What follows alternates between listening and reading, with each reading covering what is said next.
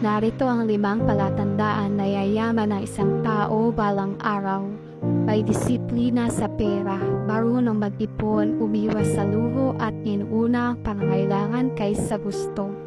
Ikalawa, masipag at hindi tamad matuto, bukas sa bagong kaalaman, kasanayan at oportunidad para umunlad.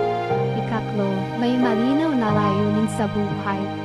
Alam kung ano ang gustong marating at may konkretong plano kung paano ito makakamit.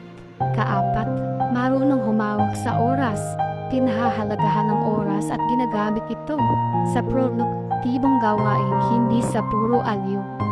Ikalima, hindi sumusuko sa kabiguan, ginagawang aral ang pagkakamali at patuloy na bumabangon kahit may pagsubok. Kung kasali ka sa 5 nabanggit, kapatid, ikaw ay yayaman pagdating ng tamang panahon.